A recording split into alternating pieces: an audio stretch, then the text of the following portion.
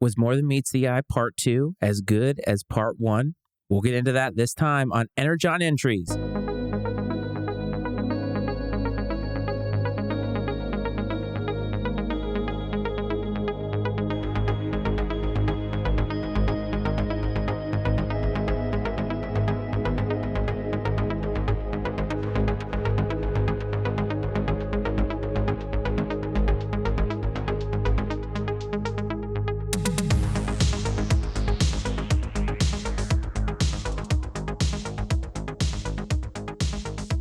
What's up, everyone? Welcome to episode 2 of Energon Entries. As always, this is your host, Matt Frates. I hope that this finds you well, and I hope that you enjoyed episode 1, which got into More Than Meets the Eye Part 1, which was the very first Generation 1 Transformers cartoon. I went back to that because that's where I started, and so it seemed like a natural starting point for this podcast. And so as we get into episode 2, I was thinking to myself, I wonder how much more they can cram into this, knowing that they left us with a cliffhanger last time. And that cliffhanger had to do with a burning oil rig and humans that needed to be saved.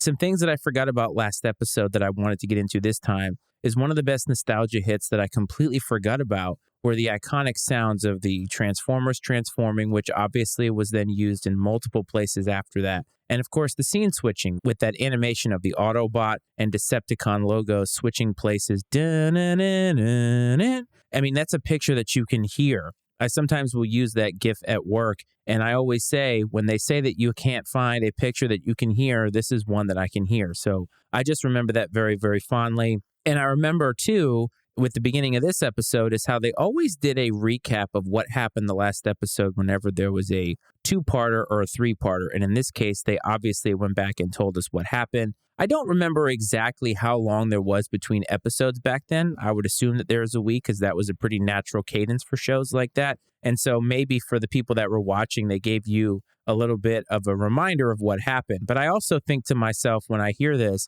is I wonder what the average age of the viewer was back then. Were they kids that actually cared about what happened? Did they remember what happened? And maybe it meant something to them. I'm not really sure. But in today's world where you're binge watching these or can binge watch these one after another, that type of preview or that type of recap isn't really necessary. So we get into this episode, and immediately I notice that they are introducing us to new Autobots that I don't remember seeing in episode 1. Some of the ones that came to mind were Huffer, Brawn, Mirage, and Gears. And those are obviously ones that existed in the toy line, and so now they exist in the cartoon. So I guess when they made the first one, they tried to keep it simple with the story driving it and not the characters. And now that they have got the story out, they obviously need to expand a little bit in terms of the Autobots. And you also find out, as they try to escape this oil rig with the fires and everything, that each of the Autobots seems to have a secondary power that comes in very, very handy whenever they need them. I think about Trailbreaker's things. I think about Ironhide being able to put the fire out in certain instances. And so there's a lot of different things that I noticed. I think Jazz had the hook.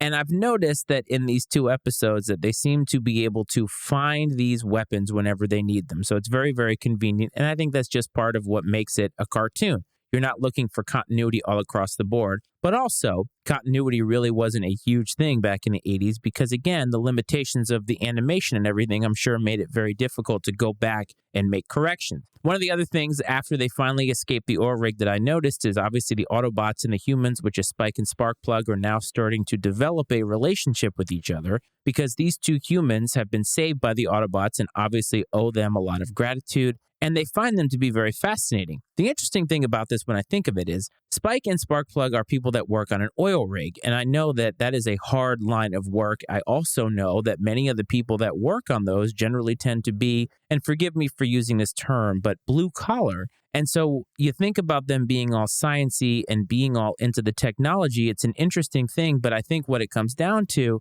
is that they're 2 people that are interested in how things work, how mechanical things work. And so when the Autobots show up, obviously they see these big mechanical beings, these robots, aliens from outer space that transform into vehicles that they highly recognize. I think that it piques their interest. And so in that, though, Spike and Hound seem like they're going to start a little bit of a friendship because Hound obviously takes him on this ride and Spike is asking him about Cybertron. Do you miss it and things? It seemed to me that they were trying to develop this kind of relationship between Spike and one of the Autobots. And we'll find out later on that it seemed like it might have been a little short-lived. At the time of watching this video, or this episode anyway, it seemed like that's where they were going. Interestingly enough, Soundwave does his thing where he's spying on everything. And this is another instance where I've noticed that Teletran 1 can't seem to figure out who's an Autobot and a Decepticon. Spike sees Soundwave, who has transformed into his tape deck, and he takes him into Autobot headquarters, which in my mind, Spike should have been like, why is that here? That seems really, really odd. But as soon as he brought him in there, I'm surprised Teletran 1 wasn't able to decipher this. It wasn't after, I think it was Ravage, who was able to get all of the information that he needed,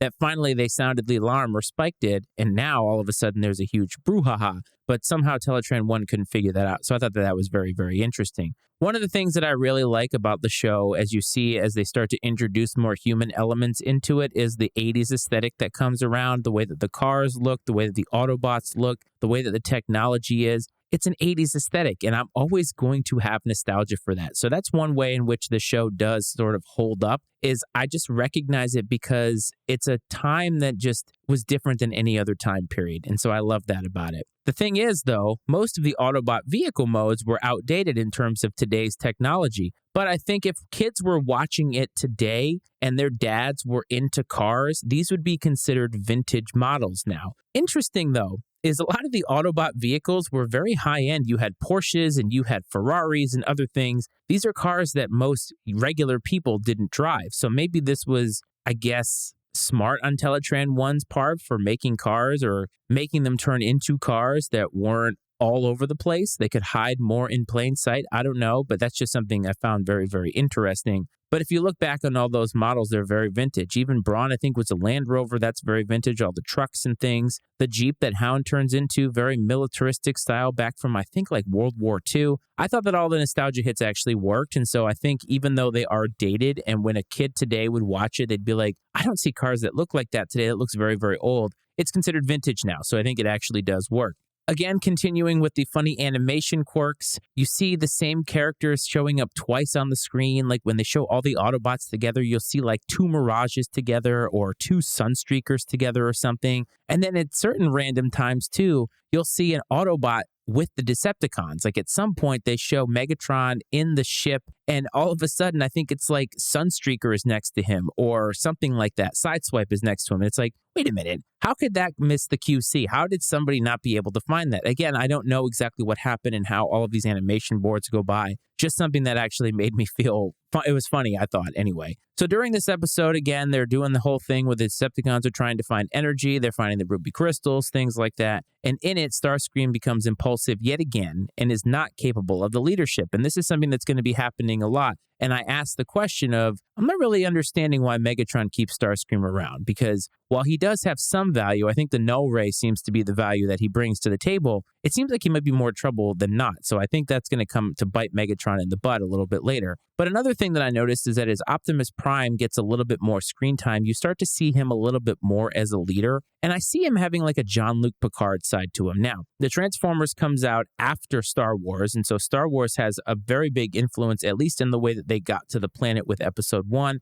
But now I'm seeing some Jean-Luc Picard feelings here because I think that he has a very, very compassionate side. Now, Jean-Luc Picard was a little bit different in the early seasons of The Next Generation, but as he got more and more comfortable with the character, you started to see a little bit more of that soft side to Jean-Luc Picard. And while Optimus Prime is a warrior and he's going to do whatever he can do to make sure that the Decepticons don't get what they have, he has a lot of compassion for his fellow Autobots, a lot of compassion for his fellow humans. And I think that that really stood out in this episode because the way that he tried to protect the Autobots, the way that he tried to protect the humans, wanted to make sure that he got back to the headquarters so he could get repairs on his men. I think that shows a true leader, whereas Megatron is very much, he only retreats whenever it is that things go sour. And so at the end of this episode, another recap happens because they need to recap what's going to happen in the next episode. Optimus Prime falls down. We don't know if Roller's okay, all this other drama. But the interesting part is I think it's funny because the recap almost tells you exactly what's going to happen. The whole point of a cliffhanger is so that you can not know what's going to happen. So Optimus Prime falls down, this big explosion, and then you know that he gets better because the recap kind of tells you that he gets better. And they're like, find out what happens in the next episode of More Than Meets the Eye Part 3. And it's like, well, I kind of know now. Overall, though, I thought the episode was fun. I thought they added a few more of the characters in there. You got to see a little bit more of the dynamic, especially with the Decepticons. And I thought that it was very, very fun. Have you seen it? What did you think of the episode? Am I getting a little too analytical on us? Or are some of these little animation and voice quirks funny? I happen to find them funny. I hope that you do too. Overall, though, it's been a fun nostalgia ride. Next episode, we will conclude this with part 3, and I'll give sort of my thoughts on the episode as a whole and look at it kind of as a pilot. Until then, though, if you want to get in touch with me to talk Transformers, mattyicemedia@gmail.com is the email to do that. Hope this finds you well. I hope this finds you safe, and I thank you for tuning in to episode 2 of Energon Entries.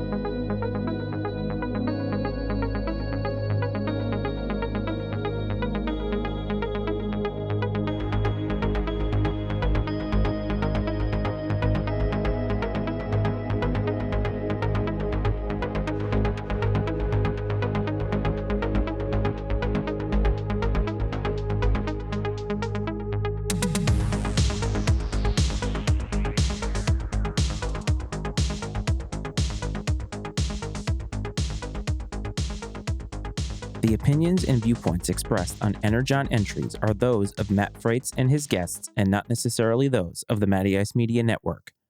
Energon Entries is exclusively owned by Matt Frates and is brought to you by the Matty Ice Media Network.